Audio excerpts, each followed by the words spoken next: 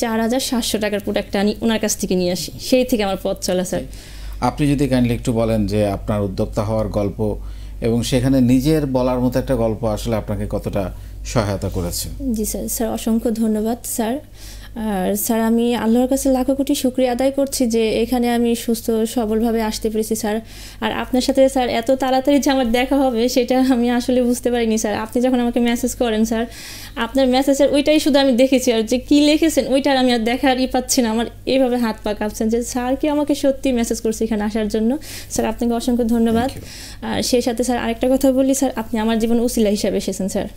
কারণ আমি নিজে উদ্যোক্তা হওয়ার এটা আমি অনেক আগে থেকে স্বপ্ন স্যার। আমি যখন স্কুলে পড়ি, যখন এসএসসি দিই, তখন থেকে ভাবতাম যে আমি সেলাই কাজ করতাম, মানে জীবনের হাতের কাজ টাজ এগুলো সব ঠিকঠাক মতো করতাম, সব সময় করতাম। তা আমি যখন কলেজে উঠি, কলেজে যাওয়ার পর আমার কাছে মনে হলো যে আমি চাকরি করব কেন। আমার বাবা আবার চাকরির প্রতি খুবই বলতেছে যে তুমি সরকারি চাকরি করবে, কলেজে টিচারি করবে কিংবা স্কুলে শিক্ষকতা করবা। তা আমি ভাবলাম যে আমি চাকরি করব। তা চাকরিগুলো তো আমাকে একটা নিয়মের ভিতর থাকতে হবে যে আমাকে ওখানে 8টা থেকে 5টা কিংবা 9টা 5টা আমাকে ওখানে যেতেই হবে বাধ্যতামূলক, আমার কোনো স্বাধীনতা থাকবে না। সেটা আমার তখনই আমার মাথায় কাজ করতো স্যার। পরে আমি ভাবলাম না, আমি উদ্যোক্তা হব। আমি ঘরে বসে এমন কিছু করতে চাই যেন আমাকে দেখে আরও মানুষ শিখে, কিংবা আমিও কিছু মেয়েদের দিয়ে কাজ করাইতে পারি যারা আসলে ঘরে থাকতে চায় তাদের জন্য। পরে স্যার আমি কি করলাম, আমি যখন কলেজে পড়ি, ইন্টার পরীক্ষা দিব তার আগ দিয়ে আর কি আমি ব্লক বাটিকের কাজটা শিখেছি স্যার। বাটিকের যেটা কাজ ওইটা শিখেছি। তা আমার মা শিখতে দিবে না। মা বলতেছে হাতের কাজ অনেক শিখেছো, এখন আর দরকার নেই, এসব দিয়ে কী হবে, অনেকই তো টাকা নষ্ট করেছো, আর এই টাকা দরকার নেই, আর টাকা দিতে পারবো না তোমার। তারপরও অনেক রিকোয়েস্ট করাতে টাকাটা আমাকে দেয়। তা আমি ওখানে আমার বান্ধবী আর আমি আর কিছু লোক দিয়ে স্যার ওইটা শিখি। শেখার পর ঠিক আছে ওখানে হলো, পরীক্ষা শেষ করলাম। শেষ করার পর স্যার ওইটা আমি পরীক্ষা শেষ হওয়ার পরই আমি আবার ওইটা শুরু করেছিলাম। শুরু করার পর ওখান থেকে আমি 10-12টা ড্রেসের অর্ডার, মানে আমাদের আশেপাশে যা থাকে স্যার ওনাদের কাছ থেকে আমি 10-12টা অর্ডারের ড্রেস পাই। পাওয়ার সাথে সাথে স্যার আমার কি হয়, ওখান থেকে পাওয়ালাম, মানে আর দিচ্ছে না, ওই একবারই নিয়েছে, নেওয়ার পর আর দিচ্ছে না। এখন মা বলতেছে শুধু আমি এর মধ্যে আরও 3-4টা বানিয়ে ঘরে রেখে দিয়েছি। তা মা বলতেছে যে এগুলো রেখে কী লাভ, এই যে বানিয়ে রেখেছো ঘরেই পড়ে আসছে, শুধু টাকা নষ্ট করেছো, এসব কেন করেছো তুমি, টাকাগুলো নষ্ট করতে স্যার এসব দরকার নেই। পরে স্যার আমি ওখানে কিন্তু এটা বন্ধ করে দিয়েছি। তারপর মা বলতেছে যে পড়াশোনাটাই রাখো। পরে স্যার আমি পড়াশোনাটা মনোযোগ দিলাম। ওটা দেখলাম যে না, আমি কোথায় সেল দিব, আমার তো কোথাও জায়গাই নেই, আর ঘরেই পড়ে থাকবে সব কিছু, এখন আমি কোথায় নিয়ে যাব। সেক্ষেত্রে স্যার আমি ওখানে বন্ধ দিলাম। বন্ধ দেওয়ার পর কিছুদিন এরকম গেল। যাওয়ার পর স্যার এভাবে মানে কি করব আমি, আমার তো উদ্যোক্তা হওয়ার চিন্তা, দিক থেকে আমার পড়াশোনা শেষের দিকে। তা আমি তো চাকরি করব না, চাকরিটা আমার একদমই ধরা বাঁধার নিয়ম ভালো লাগে না, আমাকে টাইম টু টাইম যেতে হবে, এটা আমার ভালো লাগে না। আবার দেখা যায় অনেক সমস্যার হচ্ছে, আমার কাছে মনে হচ্ছে যে আমার চাকরিটা আমাকে একটা ইসের ভিতরে গণ্ডির ভিতরে আটকায় রাখবে, 4 দেয়ালে। তারপর স্যার ওখান থেকে আমি স্যার এরকম আপনার এই ইউটিউব দেখি স্যার, আমি মোবাইল ঘাটাঘাটি করি যে মোবাইলে আসলে দেখি ঘরে বসে কি উদ্যোক্তা হওয়া যায়। সেক্ষেত্রে আমি মোবাইল ঘাটতে ঘাটতে আপনার এরকম একটা ইউটিউব লাইভ স্যার, যেখানে আমি এখন বসে আছি আর কি, এরকম একটা লাইভ আর কি আমার চোখে পড়ার পর আমার খুব ভালো লাগে। সেখানে মেয়েটা যে আসছিল, যে আপু, সে বোরকা পরা ছিল, হাত মোজা পরা ছিল। তা দেখে বললাম যে উনি এত পর্দা করেও এখানে উদ্যোক্তা হয়েছে, উনি লাখ টাকা ছেল দিচ্ছে ঘরে বসে, তাহলে আমি কেন পারবো না, আমিও তো পারবো। পরে স্যার ওখান থেকে আমি স্যার 11তম না 10ম পেজ থেকে আমি দেখা শুরু করি। কিন্তু স্যার আমি রেজিস্ট্রেশন করতে পারতেছিলাম না, একদমই পারতেছিলাম না, একা হচ্ছিলই না। পরে এরকম করে আমার স্যার 13 ব্যাচ চলে গেছে। 14তম ব্যাচ এসে আমার খুব মানে আমি রেজিস্ট্রেশন করবোই যেভাবে হোক, পারতেছিলাম না স্যার। পারার পর দেখা যায় 14তম ব্যাচ স্যার আমি শেষের দিকে চলে গেছে, একদম 1 মাস এরকম বাকি। তখন আমরা যে বাসায় থাকতাম ওখানে স্যার 4তলা ফ্ল্যাটে এক ভাই ছিল, উনি আবার খুব ভালো কাজ জানে, ওনার কাছে একদিন গেলাম যে ভাইয়া আমি এটা আর কি এই যে নিজের বলার মতো একটা গ্রুপ, এখানে আমি একটু রেজিস্ট্রেশন করতে চাই, যদি আপনি আমাকে একটু হেল্প করতেন। তা উনি বলছে ঠিক আছে আপু দেন, আমি দেখি। তা ওনার মাধ্যমে স্যার ওখানে আমি রেজিস্ট্রেশন করি আমার প্রিয় এই প্ল্যাটফর্মে। তারপর থেকে স্যার আমার পথ চলা। ওখান তো স্যার আমি দেখা যায় ওখানে 2 মাস না হলে আমি সেল পোস্ট দিতে পারবো না। তা আমি 2 মাস পর্যন্ত শুধু দেখতেছিলাম স্যার, সবার পোস্ট দেখতেছিলাম। আমার দেখার পর এত আগ্রহ, মানে আমি পাগলের মতো হয়ে যাচ্ছি যে আমি এখন কী করবো, আমি আসলে আমাকে একটা কিছু করতে হবে। পরে স্যার আমার যখন সেল পোস্ট কাছাকাছি তখন স্যার আমাদের বাগেরহাটেরই এক আপু ইনিয়া ইসলাম বৃষ্টি আপু যিনি আমার সাথে আসছেন ওনার পোস্ট দেখি যে উনি পাইকারি এবং খুচরা দুইভাবে দিবেন, যারা নতুন উদ্যোক্তা হিসাবে আসবে তাদেরকে উনি হেল্প করবে। তা ওই পোস্টটা দেখার পর আমি ওনাকে মেসেজ করি যে আপু আমি তো এরকম নতুন যুক্ত হয়েছি, আমি যদি আপনি আমাকে কিছু একটু সাহায্য করতেন। তা কি বলবো স্যার, উনি আমাকে এমনভাবে বলছে যে আপু আপনি আমার কাছে প্রোডাক্ট নেবেন, নেওয়ার পর যদি সেল না হয় তাহলে আপনি আমাকেই ফেরত দেবেন, সমস্যা নেই, আপনি যতটুকু চান আমি দিতে পারবো। তা ওইটা আমার একটা সাহস হয়ে গেলো যে যদি আমি প্রোডাক্টটা সেলও না দিতে পারি আমি তাকে রিটার্ন ফেরত দিতে পারবো।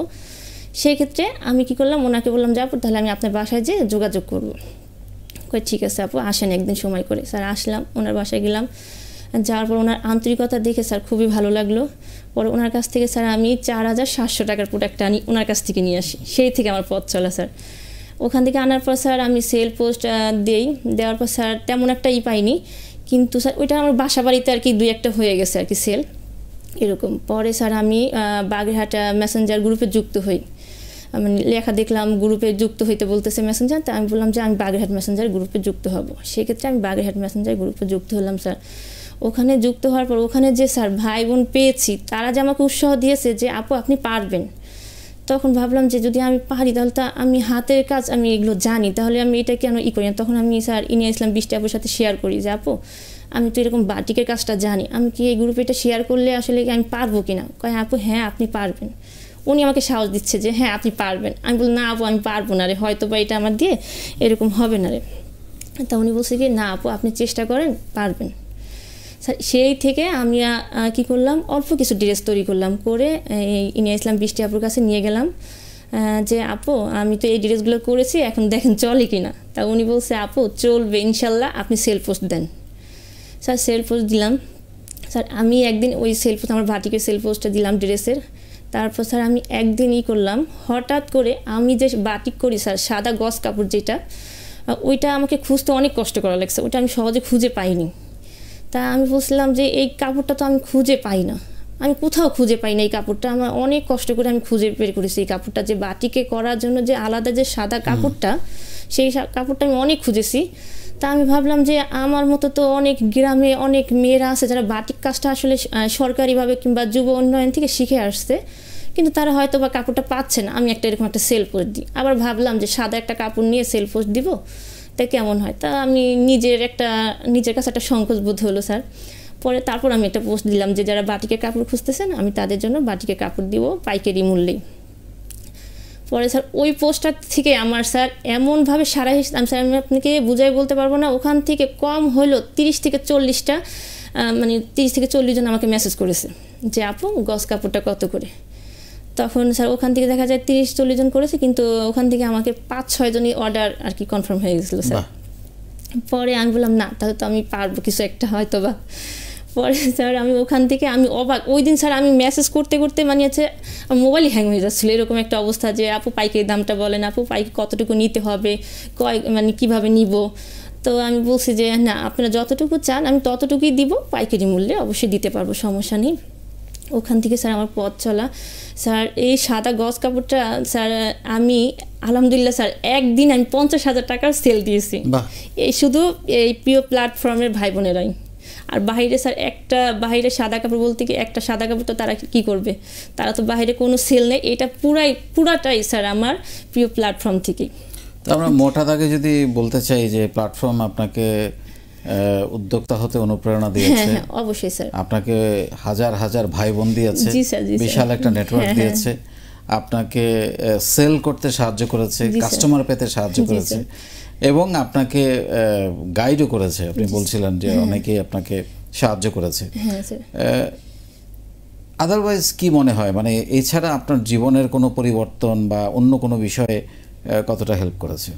স্যার এটাকে আমি বলবো স্যার আমাকে একজন ভালো মানুষ হিসাবে গড়ে তুলতে অনেক সাহায্য করেছে স্যার। কারণ আগে স্যার আমি মানুষের সাথে কথা বলতে পারতাম না, আমি সবসময় আমি এটা জিজ্ঞেস করবো ভাবছিলাম, আপনি মোটামুটি ভালোই কথা বলেন সুন্দর করে, এটা কি এখান থেকে? জি স্যার একদম এখান থেকে স্যার। এখান থেকে জানেন স্যার আমাদের বাগেরহাটের যে ভাই বোন তারা সবসময় বলতে আপু আপনি পারবেন। স্যার আমাদের বাগেরহাটের শেখ যে লিটন ভাই আমাদের লিটন শেখ ভাই, উনি আমাকে সোশ্যাল মিডিয়া ফিডব্যাক টিমে স্যার আপনার ইউটিউবে কাজ করার সুযোগ করে দিয়েছে, ওনার মাধ্যমে কাজ করি স্যার। দেখা যায় স্যার আমি সব সময় আমি বাগেরহাটে ভাই বোনদের সাহায্য পেয়েছি স্যার, যে কোনো প্রবলেমে ইনি ইসলাম বৃষ্টি আপুকে বলেছে আপু আমি এটা পারছি না কী করবো, লিটন ভাইকে মেসেজ করেছি ভাইয়া এটা তো পারতেছি না কীভাবে কী করবো। মুক্তামণি, আপনি যদি একটু বলতে চান আপনার কোনো পেছনের ঘটনা।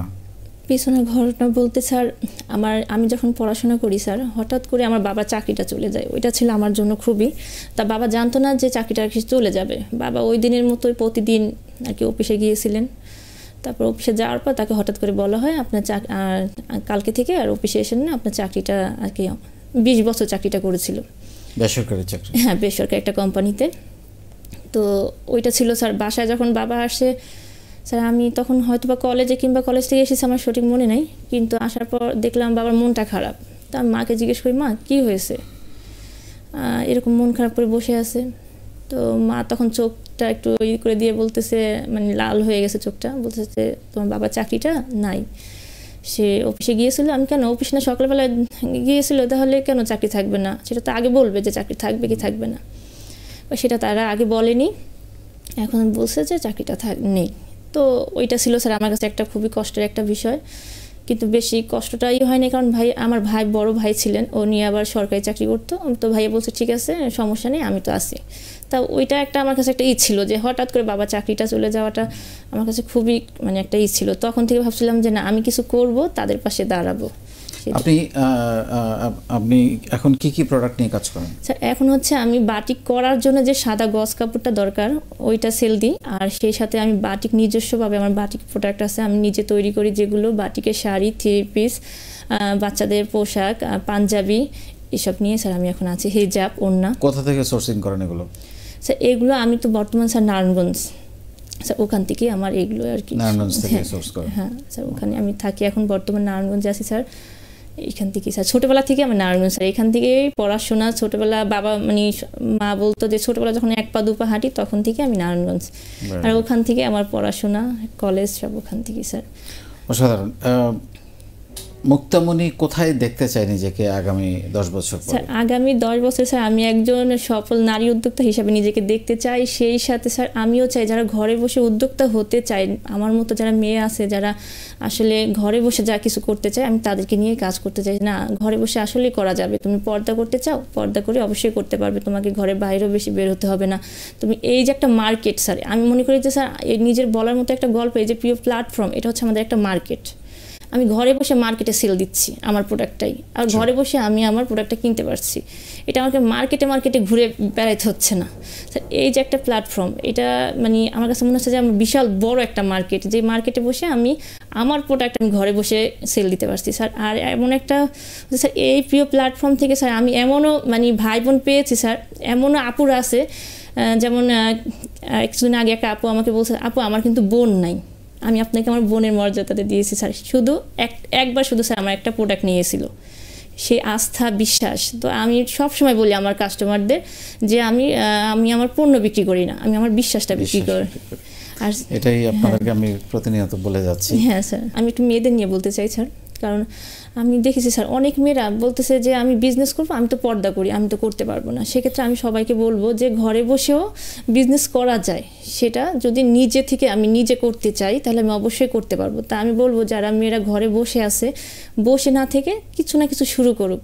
এবং এই প্ল্যাটফর্মটা তো মেয়েদের জন্য একটা বিশাল খুবই নিরাপত্তা একটা স্যার। আর সেই ক্ষেত্রে হচ্ছে যে এখানে আমরা বাইরে বের হতে হচ্ছে না, আমাকে মার্কেটে দৌড়তে হচ্ছে না, এখানে ঘরে বসে আমি শুধু পাচ্ছি সবই আমার মার্কেটে সেল দেওয়ার মতো। মানে ধরতে হবে এটা মার্কেটই, আমি দোকানে নিয়ে যাব, এখানে শুধু আমি পোস্ট করছি, আমার কাস্টমাররা আমার কাছে আসছে স্যার। এটা একটা আমার কাছে অনেক বড় পাওয়া, আর আমি চাই এভাবে যেন আরও সব মেয়েরা এভাবে আগায় আসুক। অসাধারণ।